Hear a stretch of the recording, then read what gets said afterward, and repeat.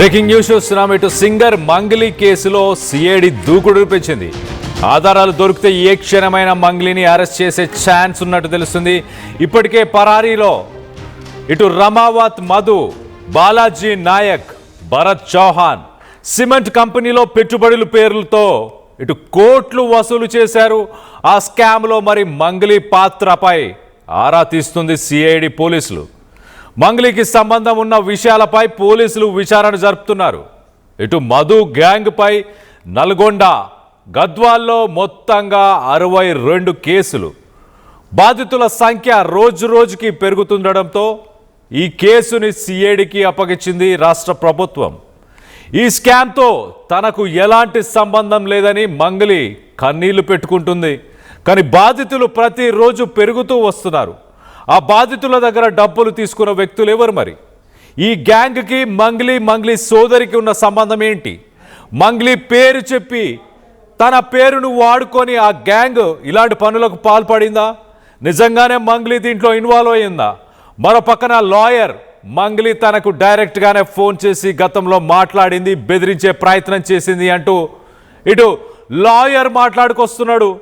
మొత్తం మీద ఒక్కసారి బాధితుల మాటల్లోనే వాళ్ళ బాధ ఏంటో ఒక్కసారి వినే ప్రయత్నం చేద్దాం.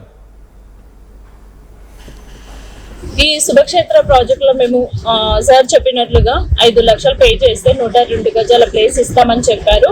ప్లస్ మా టీం మొత్తము ఇక్కడే కాదు, కర్నూలు, ఆదోని టోటల్ గా వచ్చేసి 130 మెంబర్స్. అమౌంట్ వచ్చేసి 6,90,00,000 ఉన్నాయి. కాకపోతే ఓన్లీ పటంచేరు, బాన్స్వాడ, దౌతాబాద్ టీమ్ లో వచ్చేసి 32 మెంబర్స్. ఈ 32 మెంబర్స్ లో 1,60,00,000 రూపాయలు ఉన్నాయి. వీళ్ళిద్దరు సార్ బండి శివకుమార్, హేమకాంత్ రెడ్డి, వీళ్ళిద్దరే కంపెనీ స్టార్ట్ చేశారు. హేమకాంత్ రెడ్డి పలికిన మాటలు ఏంటి అంటే, నా కూతురు పెళ్లికి ఇచ్చారా, మీరు ఇచ్చినట్లు ప్రూఫ్ ఏంటి, మీతోన 5,000 ఇచ్చే ముఖం లేదు, 5 లక్షలు మీరు ఎలా కడతారు, ఇలాంటి వర్డ్స్ వచ్చినాయి తన నోటి నుంచి. మీడియా అడుగుతుంది, మంగ్లీ మేడం ఎవరు? మంగ్లీ చెప్తే మేము వీళ్ళకు మనీ పే చేయలేదండి. మంగ్లీ మేడంతో మేము డబ్బులు ఎందుకు పెడతాం? మీడియా మిత్రులు కూడా అందరూ ఎవరు సుబ్బు సార్ కానీ ప్లస్ మంగ్లీ మేడంని బయటికి తీస్తున్నారు, ఏదేదో చెప్తున్నారు. దానిలోకి మాకు ఎలాంటి సంబంధం లేదు.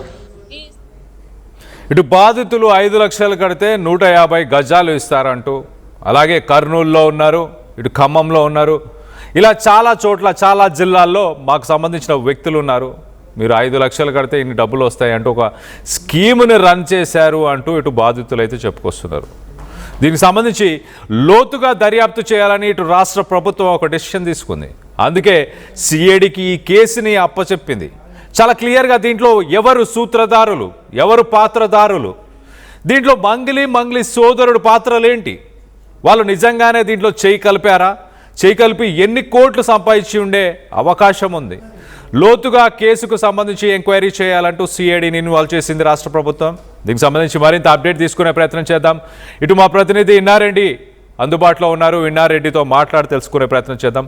ఇన్నారెడ్డి చెప్పండి, రాష్ట్ర ప్రభుత్వం ఈ కేసులో ఖచ్చితంగా చాలా డబ్బులు, చాలా వ్యక్తులు ఇన్వాల్వ్ అయి ఉన్నారన్న ఉద్దేశంతోనే, ఒక డీటెయిల్డ్ ఇన్వెస్టిగేషన్ జరగాలన్న ఉద్దేశంతోనే సిఐడికి అప్పగిస్తుందా? కళ్యాణ్, ఇప్పుడు మనం ఏమైతే మన కేసు గురించి చూస్తున్నామో, ఇది 2025 అక్టోబర్ లోనే కేసు నమోదవడం జరిగింది. ఆ సమయంలోనే ఎవరైతే రమావత్ మధు, బాలాజీ నాయక్, తర్వాత భరత్ చౌహాన్ ముగ్గురు మీద కేసు నమోదు చేయడం జరిగింది. రకరకాల పోలీస్ స్టేషన్ లో చాలా మంది కేసులు పెట్టడంతో ఈ కేసులన్నీ కలిపి, అంటే ఇప్పటికిప్పుడు పెట్టిన సిఐడి కేసు కాదు, అప్పట్లోనే సిఐడి కేసు నమోదైంది. మొత్తంగా దీంట్లో 62 కేసులు నమోదైన నేపథ్యంలో అన్నింటినీ కలిపి సిఐడి కూడా ఇవ్వడం జరిగింది. ప్రస్తుతం మాత్రం ఈ మధు అనే వ్యక్తి పరారులో ఉన్నట్టుగా దీని మీద సిఐడి అధికారులు ప్రస్తుతం మాత్రం వాళ్ళ నుంచి వెతుకుతా ఉన్నారు. ఇక్కడ కళ్యాణ్ ఒక చిన్న ట్విస్ట్ చోటు చేసుకుంది. ఎవరైతే నిందితుడున్నాడో మధు అనే అతను కంపెనీ పెట్టాడు, తర్వాత ఏజెంట్లు పెట్టుకుని డబ్బులు వసూలు చేశాడు, తర్వాత మంగ్లీ పేరు కూడా దాంట్లో ఇన్వాల్వ్ అవడం, తర్వాత ఆమె కుటుంబానికి సన్నిధులు అని చెప్పేసి అంటాం. మంగ్లీ తమ్ముడు ఉన్న నేపథ్యంలో పబ్లిక్ చాలా మంది కూడా మంగ్లీ కూడా ఉందని చెప్పేసి అని కూడా చాలా మంది డబ్బులు కట్టామని చెప్పని గతంలో మనకు బాధితులు మనకి చెప్పడం జరుగుతా ఉంది. అయితే నిన్న ఆల్ ఆఫ్ సడన్ ఒక చిన్న ట్విస్ట్ జరిగింది కళ్యాణ్.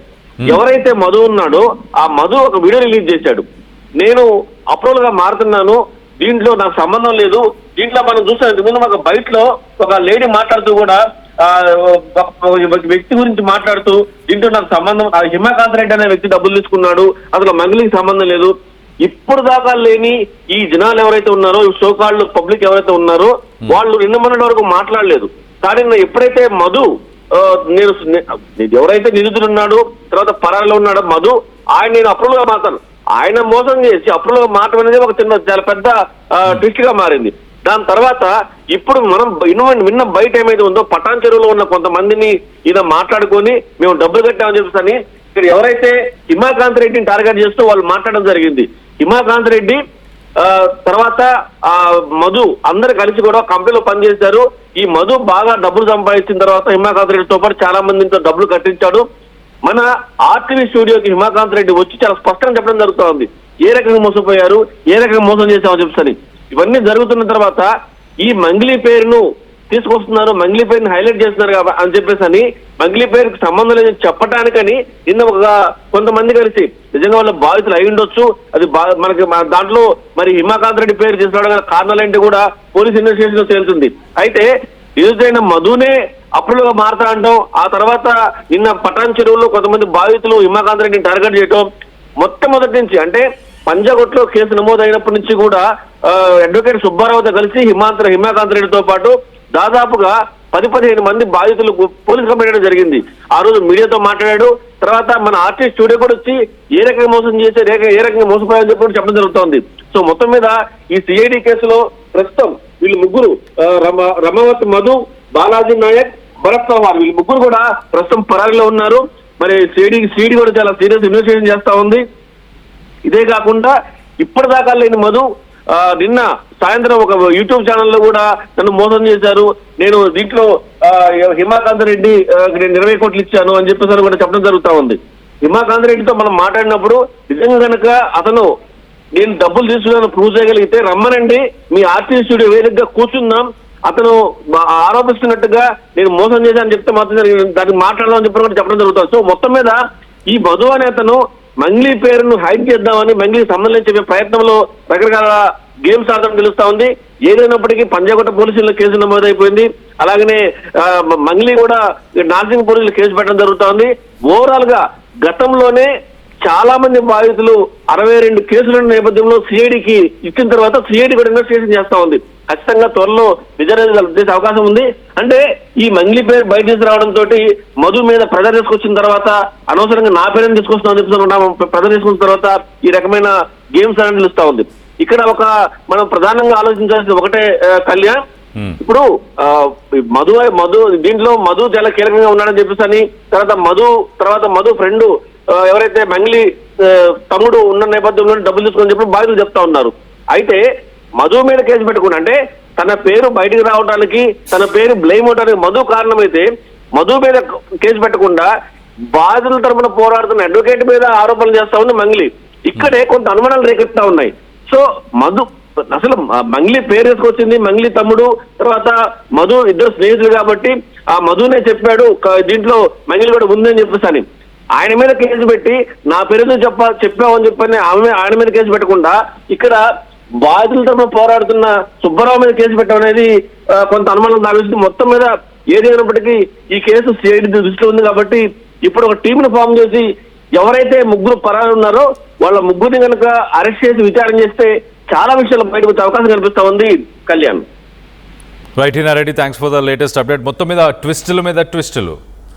ఇటు నిజంగానే మా ప్రతినిధి ఇన్నారెడ్డి చెప్పినట్టు ఇటు మంగ్లీ కానీ మంగ్లీ సోదరుడు కానీ ఈ ఇష్యూలో ఇన్వాల్వ్మెంట్ ఏమీ లేకపోతే ఖచ్చితంగా ఇటు బాధితుల తరఫున ఫైట్ చేస్తున్న అడ్వకేట్ సుబ్బారావు పైననే కేసు పెట్టాల్సిన అవసరం ఉంది. ఇటు పారిపోయిన మధు మీద కానీ ఆ స్కీములు రన్ చేసి ప్రజల దగ్గర డబ్బులని వసూలు చేసిన వ్యక్తుల మీద తన పేరు ఇన్వాల్వ్ చేస్తున్నందుకు, తన పేరు వాడుకుంటున్నందుకు తప్పక తన పేరు వాళ్ళ వల్లే బయటకు వచ్చింది కాబట్టి ఇటు మధు పేరు మీద కానీ మిగతా వ్యక్తుల పేరు మీద కేసులు ఎందుకు నమోదు చేయట్లేదు?